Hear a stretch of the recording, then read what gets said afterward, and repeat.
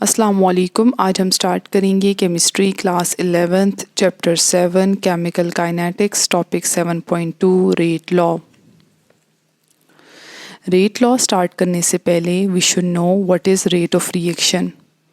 हमें पता है कि जब भी रिएक्शन होता है उसमें रिएक्टेंट प्रोडक्ट में कन्वर्ट होता है। जैसे रिएक्टेंट ए है तो वो टाइम के साथ प्रोडक्ट बी में कन्वर्ट होगा। ए की कंसंट्रेशन टाइम के साथ डिक्रीज़ होगी और बी की कंसंट्रेशन टाइम के साथ इंक्रीज़ होगी। तो इसका मतलब ये है कि कंसंट्रेशन में चेंज आता है, चाहे वो रिएक्टेंट हो या प्रोडक्ट हो। अगर ये चेंज कम टाइम में आता है तो हम कहते हैं रिएक्शन का रेट ज़्यादा है या उसकी स्पीड ज़्यादा है, और अगर ये चेंज ज़्यादा टाइम लेता है तो हम कहते हैं रिएक्शन का रेट कम है। Proportionality of rate to reactant concentration. Experimental studies हमें ये बताती हैं कि किसी भी रिएक्शन का जो रेट है वो डायरेक्टली प्रोपोर्शनल होता है उसकी रिएक्टेंट की कंसंट्रेशन के रेज टू सम पावर। अभी जो ये वैल्यू है ये हमें एक्सपेरिमेंट से पता लगती है, जो x वैल्यू है। So if rate is directly proportional to a की power x then it means के rate is equal to k a की power x, where k is proportionality constant, a concentration है और x इसकी power है। इसके अलावा हम ये कह सकते हैं कि x is the order of reaction with respect to a। Order of reaction को हम आगे डिटेल से पढ़ेंगे। जबकि रेट कांस्टेंट के जो है हम कहते हैं कि इक्वल होता है रेट के जब इसकी वैल्यू 1 होगी। मतलब अगर रिएक्टेंट की कंसंट्रेशन जो है वो 1 मोलर होगी तो के जो है वो इक्वल हो जाएगा रेट के। तो हम इसको डिफ़ाइन कर सकते हैं that the rate constant k is defined as the rate of reaction when the molar concentration of each reactant is unity. एक रिएक्टेंट हो उसकी कंसंट्रेशन 1 मोलर हो या एक से ज़्यादा हो और हर एक की कंसंट्रेशन 1 मोलर हो तो कांस्टेंट के रेट के इक्वल होता है। सिग्निफिकेंस ऑफ रेट कांस्टेंट, मतलब इसका हमें क्या फ़ायदा है, ये हमें रिलेशनशिप बताता है रेट और रिएक्टेंट की कंसंट्रेशन के दरमियान।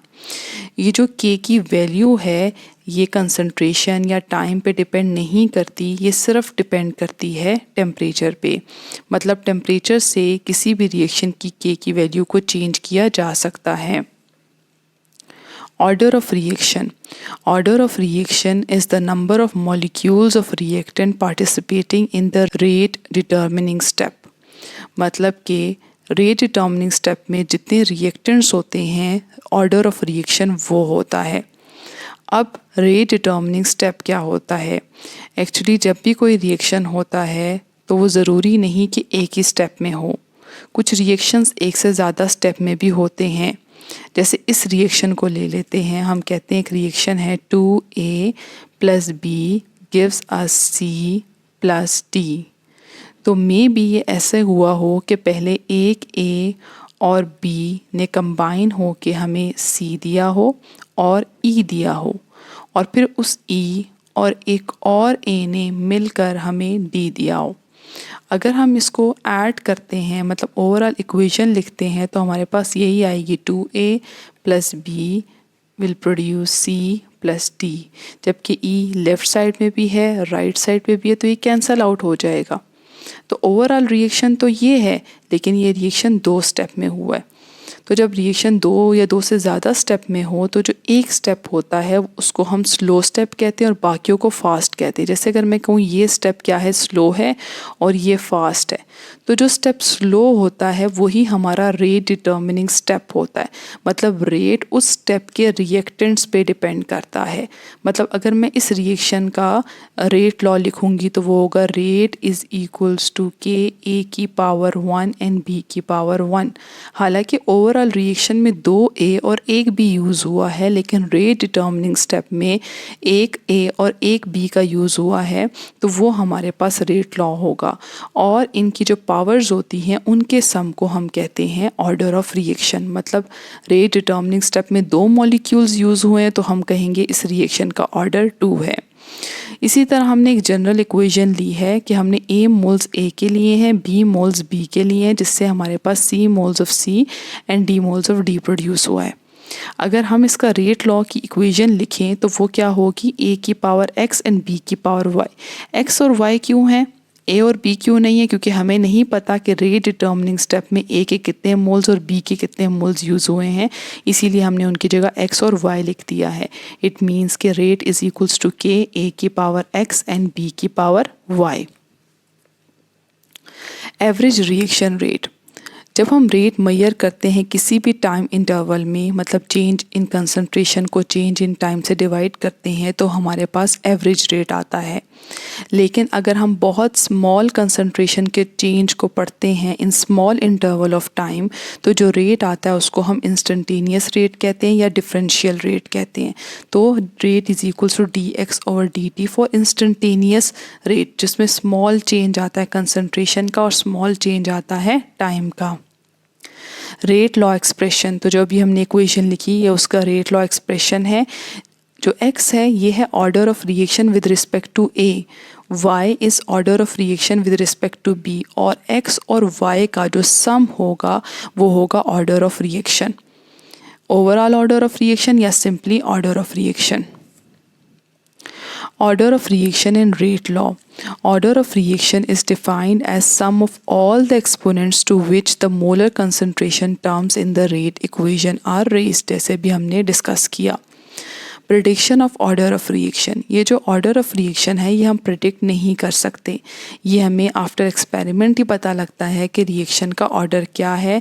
बैलेंस्ड केमिकल इक्वेशन को देखकर हम ये नहीं बता सकते कि रेट डिटर्मिनिंग स्टेप में कितने मॉलिक्यूल्स इन्वॉल्व हुए थे, इस रिएक्शन का ऑर्डर क्या होगा। एग्जाम्पल, जैसे कि NO2 और O3 कंबाइन करके हमें N2O5 और O2 दे रहे हैं, ये ओवरऑल बैलेंस्ड केमिकल इक्वेशन है। लेकिन जब हम इसका रेट लॉ लिखते हैं तो वो रेट लॉ एक्सप्रेशन क्या होगा, रेट इज इक्वल्स टू के NO2 की पावर 1 है O3 की पावर 1। इट मीन्स कि इस रिएक्शन जो है इसने 2 स्टेप्स या 2 से ज़्यादा स्टेप में हुआ था, और जो रेट डिटर्मिनिंग स्टेप था उसमें एक NO2 और एक O3 इन्वॉल्व हुआ था। या हम ये कह सकते हैं कि this reaction is first order with respect to NO2 and first order with respect to O3। तो हमारे पास ये रेट लॉ एक्सप्रेशन आ गया। Possible order of reaction, order of reaction की जो वैल्यू है वो होल नंबर में भी हो सकती है, ज़ीरो में भी हो सकती है और फ्रैक्शन में भी। इसका फ़ायदा क्या है, ये हमें रिएक्शन के मैकेनिज़्म को एक्सप्लेन करने में हेल्प करता है। मैकेनिज़्म क्या होता है, वो पाथवे जिससे रिएक्टेंट प्रोडक्ट में कन्वर्ट होता है। Types of order of reactions, zero order reaction. Zero order reaction वो रिएक्शन होता है जिसका रेट रिएक्टेंट की कंसंट्रेशन पे डिपेंड नहीं करता। जैसे ये रिएक्शन है decomposition of ammonia on heated tungsten. इसमें आप नोट कर सकते हैं कि अमोनिया ब्रेक होकर हमें नाइट्रोजन और हाइड्रोजन दे रहा है। एक्सपेरिमेंट ने हमें बताया कि अमोनिया की कंसंट्रेशन चेंज करने से रेट पे कोई अफेक्ट नहीं पड़ रहा था, तो हम कहेंगे कि रेट इज़ इक्वल्स टू के अमोनिया की पावर 0। इट मीन्स के रिएक्शन इज़ ज़ीरो ऑर्डर। इसी तरह हमारे पास दूसरी एग्जांपल है हाइड्रोजन और क्लोरीन जब रिएक्ट करते हैं in the presence of sunlight, तो ये भी ज़ीरो ऑर्डर रिएक्शन है। इट मीन्स के इस रिएक्शन का जो रेट है वो रिएक्टेंट की कंसंट्रेशन पे डिपेंड नहीं करता, क्योंकि कुछ अक्सर ऐसे भी रिएक्शंस होते हैं जिनमें हम रिएक्टेंट की कंसंट्रेशन जब चेंज करते हैं तो रिएक्शन के रेट पे अफेक्ट पड़ता है। तो जिन रिएक्टेंट्स को चेंज करने से रेट पे अफेक्ट नहीं होता तो हम कहते हैं वो ज़ीरो ऑर्डर रिएक्शन है। फर्स्ट ऑर्डर रिएक्शन वो रिएक्शन जिसमें rate of reaction directly proportional हो to the first power of the concentration of single reactant molecule, उसको हम कहते हैं फर्स्ट ऑर्डर रिएक्शन।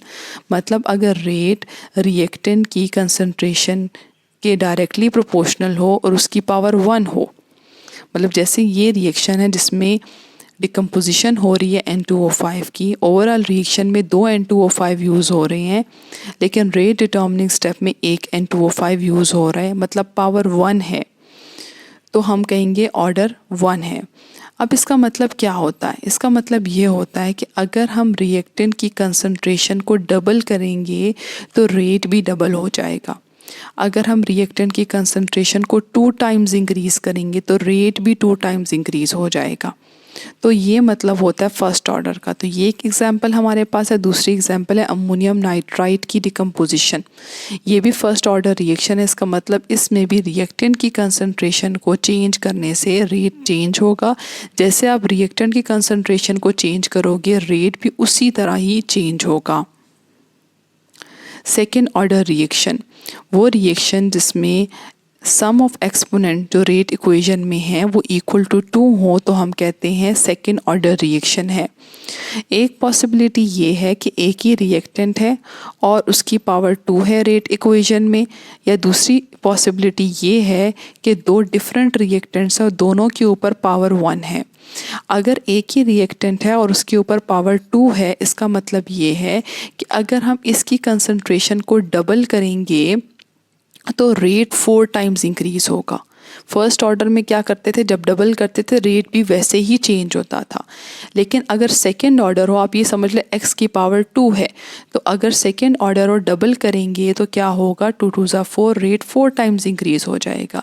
अगर आप ट्रिपल करेंगे तो 3 3 ज़ा 9, 9 टाइम्स रेट इंक्रीज हो जाएगा।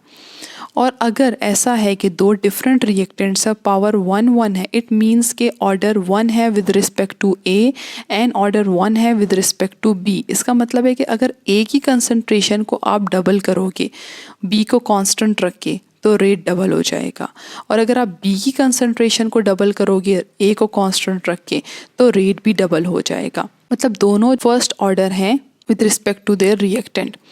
जैसे हमारे पास एग्जांपल है डिकम्पोजिशन ऑफ नाइट्रोजन डाइऑक्साइड।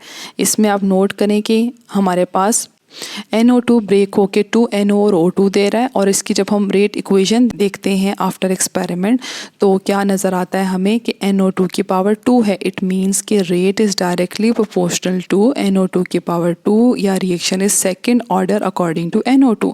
इसका मतलब अगर हम NO2 की कंसनट्रेशन को चेंज करेंगे, डबल करेंगे तो रेट 4 टाइम्स इंक्रीज़ हो जाएगा, ट्रिपल करेंगे तो 9 टाइम्स इंक्रीज़ हो जाएगा।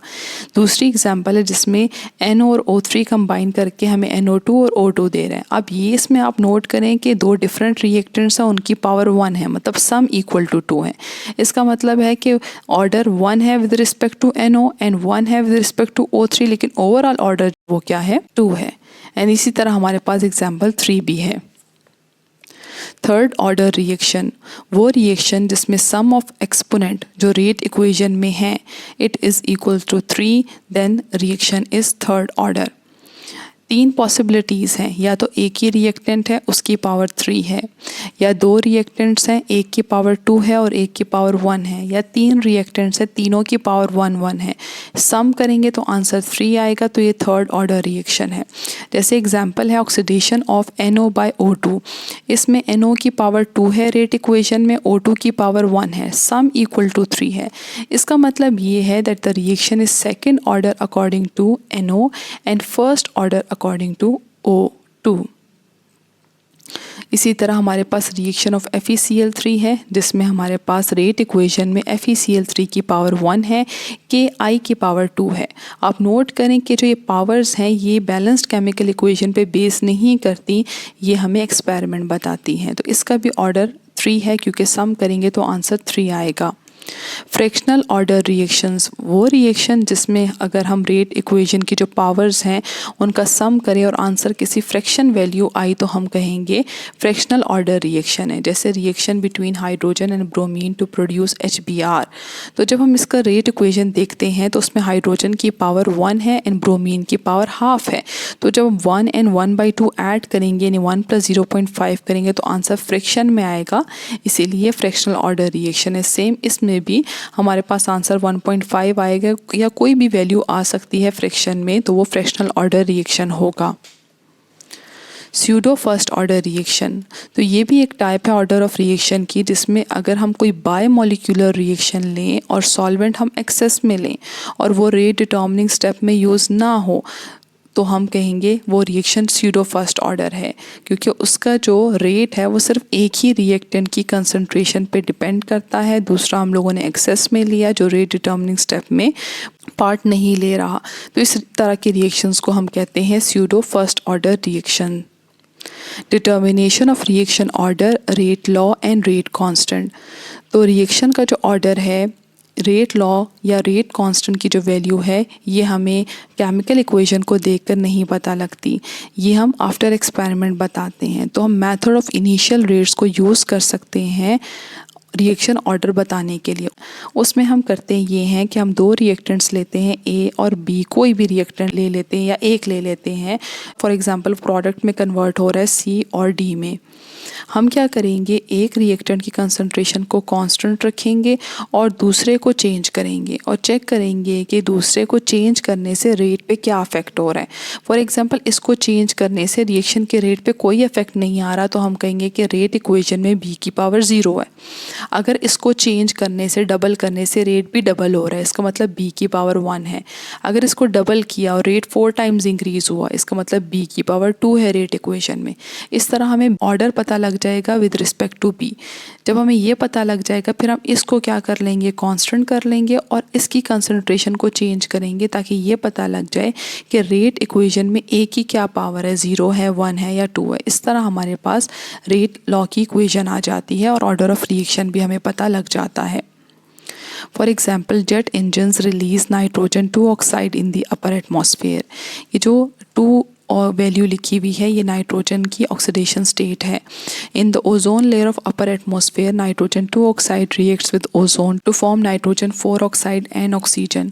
तो ये हमारे पास आ गई है इक्वेशन। अब हम लोगों ने मेथड ऑफ इनिशियल रेट को यूज़ करके इस रिएक्शन का रेट लॉ एक्सप्रेशन लिखना है। अब हमने करना ये है कि हमने एक रिएक्टेंट की कंसंट्रेशन को कांस्टेंट रखना है और दूसरे को चेंज करना है। जैसे हम पहले क्या करते हैं, O3 की जो कंसंट्रेशन है उसको कांस्टेंट रखते हैं और NO की कंसंट्रेशन को चेंज करके चेक करते हैं कि रेट पे क्या अफेक्ट होगा। तो यहाँ पर आप नोट करें कि एक्सपेरिमेंट 1 एंड 2 में जो O3 की कंसंट्रेशन है वो कांस्टेंट है, जबकि NO की कंसंट्रेशन पहले 1 थी अब 2 हो गई है, मतलब हमने डबल कर दी है। तो NO की कंसंट्रेशन हमने डबल की और हम ये चेक करेंगे कि डबल करने से रेट पे क्या अफेक्ट हुआ। तो हम पहले वाला रेट लेंगे 1.98 इंटू 10⁻⁻4 और फिर दूसरा रेट लेंगे जो डबल करने के बाद आया 3.96 इंटू 10⁻4। हम जो छोटी वैल्यू है, ये जो पहली वैल्यू है, इससे इन दोनों को डिवाइड कर देंगे। जब हम डिवाइड करेंगे तो अब हमारे पास आंसर क्या आएगा, 1:2। इसका मतलब ये है कि अगर पहले रेट ये था तो अब डबल हो गया। इसका मतलब NO की कंसंट्रेशन को डबल करने से रेट की वैल्यू डबल हो गई है। इसका मतलब ये है कि रेट लॉ जब हम लिखेंगे तो उसमें जो NO की पावर होगी वो 1 होगी। अब हम क्या करेंगे, NO को कांस्टेंट रखेंगे और O3 की कंसंट्रेशन को चेंज करेंगे। तो आप नोट करें कि एक्सपेरिमेंट 1 एंड 3 में NO की जो वैल्यू है वो कांस्टेंट है, जबकि O3 की वैल्यू जो है वो 3 टाइम्स डिक्रीज हुई है। पहले 9 थी अब 3 हो गई है। तो हम देखेंगे कि रेट पे क्या अफेक्ट हुआ। रेट पहले 1.98 इंटू 10⁻⁻4 था और अब रेट 6.60 इंटू 10⁻⁻5 है। अब अगर हम इन दोनों को डिवाइड कर देंगे 1.98 इंटू 10⁻⁴ से, तो हमारे पास आंसर आएगा 1:1/3। इसका मतलब अगर पहले रेट 1 था तो अब 3 टाइम्स वो डिक्रीज हो गया है। इसका मतलब ये है कि जैसे O3 हमने चेंज किया, रेट भी उसके अकॉर्डिंग चेंज हुआ। इसका मतलब है कि रेट लॉ में O3 की पावर भी क्या है, 1 है। तो ये हमारे पास रेट लॉ आ गया। और अगर हमने इससे ऑर्डर फाइंड करना है तो हमने सिंपली एक्सपोनेंट का सम लेना है, जो आंसर आएगा 2। इसका मतलब इस रिएक्शन का जो ऑर्डर होगा वो 2 होगा। Example 7.3. The following reaction is first order in H2 and half order in Br2. Write rate law. तो rate law लिखने के लिए हम rate is equals to K, आगे रिएक्टेंट की कंसंट्रेशन लिखते हैं। तो हाइड्रोजन की जो पावर है वो फर्स्ट है, 1 है, क्योंकि यहाँ पर लिखा है फर्स्ट ऑर्डर तो पावर 1 है। इसी तरह जो ब्रोमीन है उसकी पावर वो हाफ है, क्योंकि यहाँ पर लिखा हुआ है हाफ ऑर्डर इन Br2। तो ये हमारे पास रेट लॉ आ गया। Concept Assessment Exercise 7.1. Phosgene is a toxic gas. It has been used in World War II. This gas is prepared by the reaction of carbon monoxide with chlorine. तो ये हमारे पास आ गई है equation. अब method of initial rate को use करके हम इसका रेट फाइंड करेंगे। तो हम वही काम करेंगे, पहले क्लोरीन की कंसंट्रेशन को कांस्टेंट रखेंगे और कार्बन मोनोऑक्साइड की कंसंट्रेशन को चेंज करके रेट को चेक करेंगे कि क्या अफेक्ट आता है। अब क्लोरीन की कंसंट्रेशन को हमने कांस्टेंट रखना है, तो आप देख लें एक्सपेरिमेंट 1 एंड 2 में जो क्लोरीन है वो कांस्टेंट है, जबकि कार्बन मोनोऑक्साइड की वैल्यू पहले 1 थी, अब 0.1 हो गई है। तो 10 टाइम्स हमने डिक्रीज कर दिया है वैल्यू को कार्बन मोनोऑक्साइड की। अब हमने रेट को देखना है, तो पहले रेट 1.29 इंटू 10⁻⁻29 था और अब रेट हो गया है 1.30 इंटू 10⁻⁻30। हम दोनों को 1.29 इंटू 10⁻⁻29 से डिवाइड करेंगे, हमारे पास आंसर आ जाएगा 1:1/10। इसका मतलब ये है कि पहले अगर 1 वैल्यू थी, अब हमने 10 टाइम्स उसको क्या कर लिया है, डिक्रीज़ कर लिया है। इसका मतलब ये है कि रेट जो है, जिस तरह कार्बन मोनोऑक्साइड की वैल्यू चेंज हुई है, रेट भी वैसे ही चेंज हुआ है। इसका मतलब है कि रेट लॉ में जो CO है इसकी पावर 1 होगी। अब हमने क्या करना है, CO को कांस्टेंट रखना है और जो क्लोरीन है उसकी कंसंट्रेशन को चेंज करना है।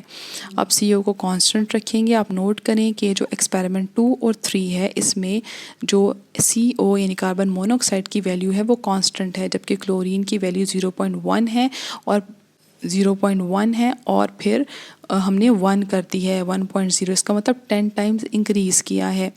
10 टाइम्स इंक्रीज़ करने के बाद हम रेट को देखेंगे, तो पहले रेट 1.30 इंटू 10⁻⁻30 था, बाद में भी यही रेट है। इसका मतलब है क्लोरीन की कंसंट्रेशन को चेंज करने से रेट पे कोई अफेक्ट नहीं आया। इसका मतलब रेट लॉ में जो क्लोरीन की जो पावर होगी वो 0 होगी। इसको लिखने की ज़रूरत ही नहीं है। इसका मतलब है कि rate is equals to KCO power 1। So this is rate law. और अगर इसका ऑर्डर हमने फाइंड करना है तो ऑर्डर 1 होगा। The following reaction is second order in NO2। इसका मतलब है कि रेट लॉ का जो एक्सप्रेशन होगा उसमें NO2 की जो पावर होगी वो 2 होगी and is independent of the concentration of CO। इसका मतलब ये है कि CO की पावर 0 है। रेट लॉ लिखना है तो हमारे पास रेट लॉ आ जाएगा, rate is equals to KNO2 power 2। Order of reaction हम एक्सपोनेंट को देख कर बताते हैं, तो इसका जो ऑर्डर है वो 2 होगा। Half life method for determining rate constant. Half life वो टाइम होता है जिसमें कंसंट्रेशन रिड्यूस हो जाता है टू द हाफ। ठीक है, तो defined as the time it takes for the concentration of reactant to be reduce to half. तो relationship between the half life and rate constant जो है वो डिपेंड करता है ऑन ऑर्डर ऑफ रिएक्शन। आपको ये फार्मूलाज याद रखने हैं। जैसे ज़ीरो ऑर्डर रिएक्शन के लिए half life is equals to A0 divided by 2K, where A0 is the initial concentration of the reactant, जबकि K हमारे पास रेट कांस्टेंट है। अगर फर्स्ट ऑर्डर होगा उसके लिए फिर हम ये फॉर्मूला यूज़ करेंगे, half life is equals to -0.693 divided by K. और अगर रिएक्शन सेकेंड ऑर्डर होगा तो half life is equals to 1 divide by KA0। जैसे हमारे पास ये इक्वेशन है और कहा गया है it is first order reaction, तो हमने क्या करना है, फर्स्ट ऑर्डर वाला फॉर्मूला यूज़ करना है। हमें हाफ लाइफ ऑलरेडी गिवन है, दैट इज़ 30 सेकेंड, तो ये वाला फॉर्मूला यूज़ करेंगे। हाफ लाइफ की जगह 30 पुट करेंगे और इस रिएक्शन को रीअरेंज करेंगे, तो हमारे पास K की वैल्यू आ जाएगी 0.0231 पर सेकेंड। आई होप कि आपको ये टॉपिक समझ में आ गया होगा। फर्दर अपडेट्स के लिए आप हमारे व्हाट्सएप चैनल को ज्वाइन कर सकते हैं, जिसका लिंक डिस्क्रिप्शन बॉक्स में गिवन होगा। Thank you so much. अल्लाह हाफिज़।